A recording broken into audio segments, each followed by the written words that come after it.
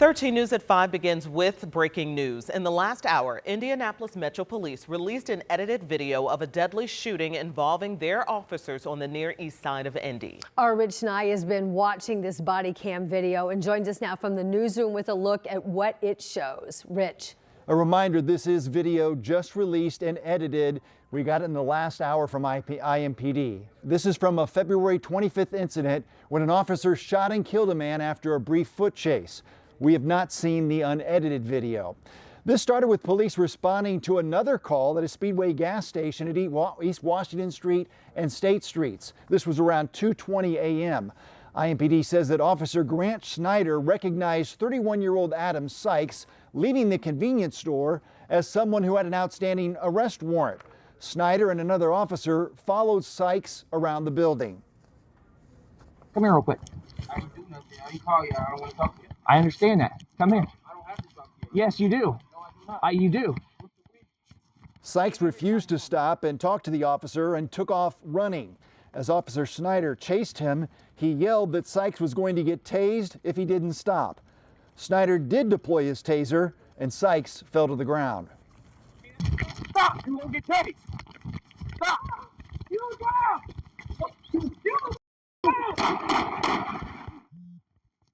Again, this video is all edited and slowed down, the graphics added by Metro Police. In a replay, they focused on a gun that IMPD says fell out of Sykes' clothing. And then Sykes reached for that gun. And that's when Officer Snyder fired 3 shots. Metro Police say that the officers provided first aid and CPR to Sykes before he was taken to the hospital where he died. The shooting is still under investigation. All right, Rich Nye, thank you for covering this breaking news. And our team is going to continue watching this video. Again, it's lengthy. We want to see what else it may reveal about the situation, and we'll bring you continued updates on air on all of our WTHR platforms. Also tonight, a mom is outraged at the Perry Township schools after she says that school leaders there downplayed an incident that involved her son being cut with a razor blade by another student. Our Alex Almanza spoke with the victim's family and got the reaction from the school district. According to police reports, a 12-year-old girl brought a razor here to Southport 6th Grade Academy Thursday, where a boy's parents alleged she tried to cut their son's hair. When confronted, the girl instead cut his arm, which required medical attention and stitches. I do want to warn you, some of the photos we're about to show you are graphic. These are the photos sent to us by the victim's mother, Angela Lovell. She says her son was trying to protect a friend when the incident occurred. She's now planning on pursuing legal action against the school, claiming administrators have not taken the incident seriously. Perry Township Schools declined to comment on specific details, but confirmed the incident is under investigation, saying, quote, while the student may not have brought the razor blade with malicious intent, actions have consequences in our schools and potential legal consequences when someone is injured.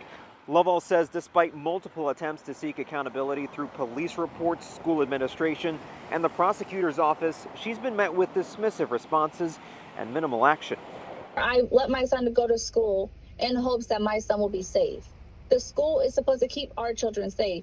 My son was not kept safe. My son was injured, and I feel like the whole situation was just being swept underneath the rug. Meanwhile, her son did stay home today where he's recovering. Lovell says that she's glad it wasn't much worse. On the south side, Alex Almanza, 13 News. Alex, thank you. And the boy's mother says she wants to push for more accountability from the school, as well as systemic changes in how safety incidents are handled.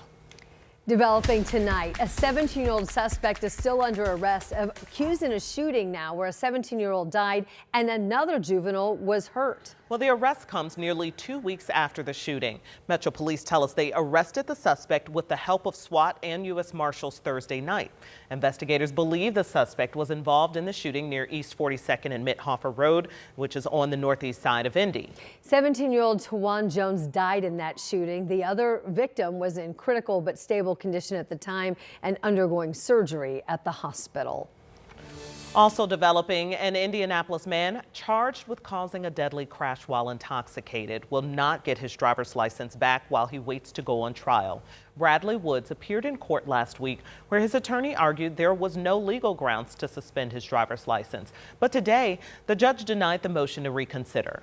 20-year-old Avery May died in the crash on the southeast side of Indy at the end of December in 23. May's girlfriend, Riley White, suffered serious injuries. Developing tonight, yet another delay now when it comes to the trial for the man who is accused of the Midhofer murders.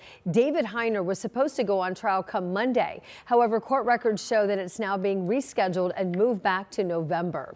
The delay follows the court's decision to appoint another doctor now to develop and evaluate whether or not he's competent to stand trial.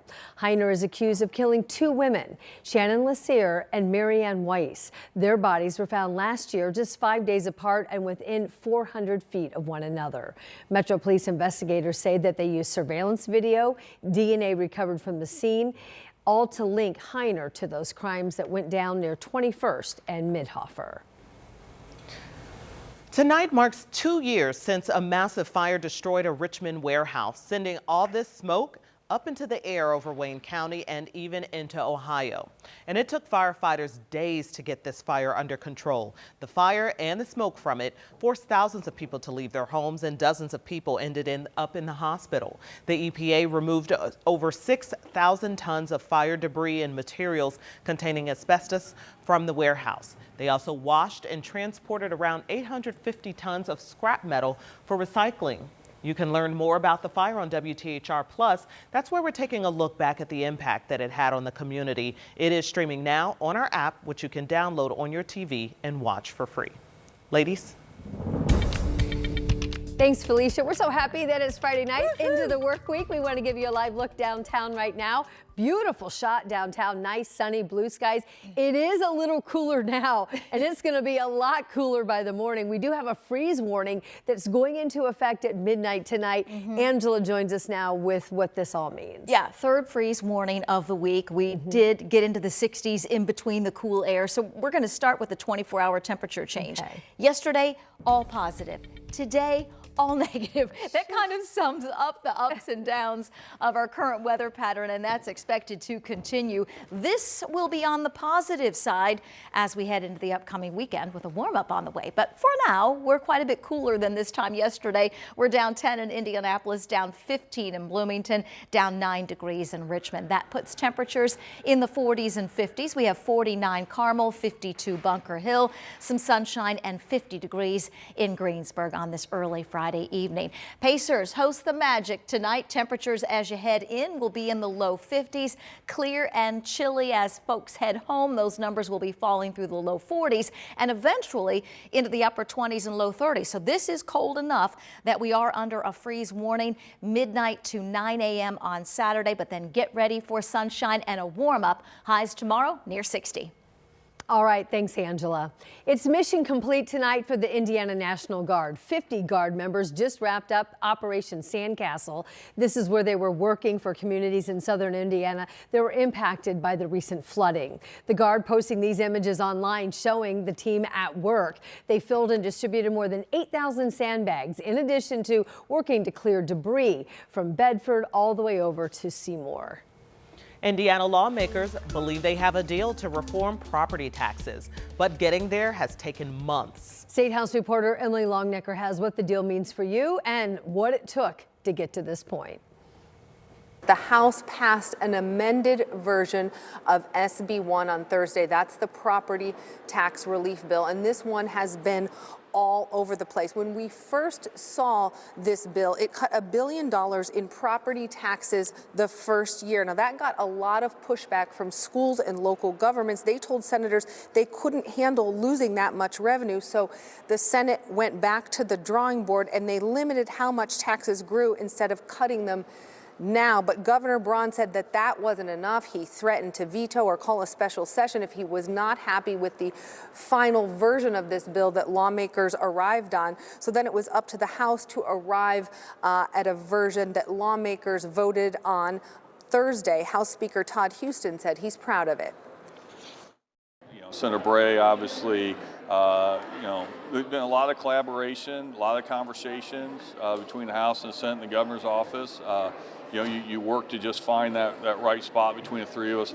I've been blessed here. We've got great partners on the other side of the building and on the second floor. And today is the type of day you're just grateful for it. Now, this version cuts property taxes by several $100 million in the first year and expands homestead deductions over the next 6 years to keep property taxes down. It also lets small business owners avoid a lot of taxes by raising the ceiling on some exemptions and removing the floor on how much a lot of business property can depreciate. It also makes public schools share their referenda dollars with charter schools in their districts. That's been a Republican priority and something many Democrats have fought hard against. Democrats are also upset about another part of the bill that would let local governments raise income taxes to make up for lost property tax revenues. Senate Bill 1 will negatively affect those school corporations that we have. This to be clear. It's anything in regards to our homeowners and what we would do for them. In one pocket, there's a tax break. Next pocket, they're taking it out. Zero. $245 in one pocket, probably more than that taken out in the other pocket. Now, let's be clear, this bill is massive. It is 350 pages long, so it's going to affect millions of Hoosiers in a lot of different ways, but Republicans were able to achieve many priorities in this version. And tonight, Indiana Humanities, a statewide nonprofit, is pausing most of their grants. The organization says it's due to the termination of their funding from the National Endowment for the Humanities. However, a partnership with Indiana Landmarks will allow the nonprofit to offer its fall round of its historic preservation education grant. Well, it is a big weekend for volleyball fans. The Indy Ignite are at home. They're taking on Grand Rapids as they eye a big playoff run.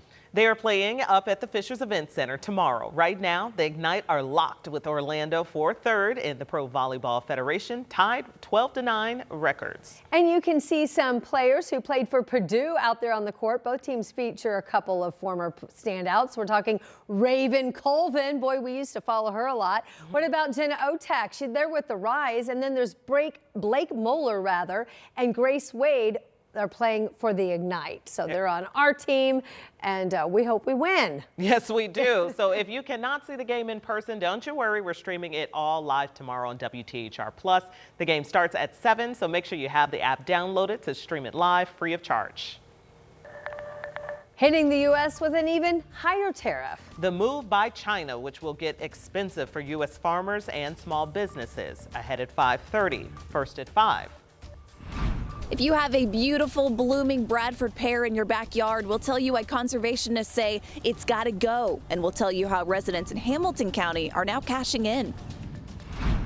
But first, a helicopter crash into the Hudson. How sounds of that crash may reveal what went wrong in the first place.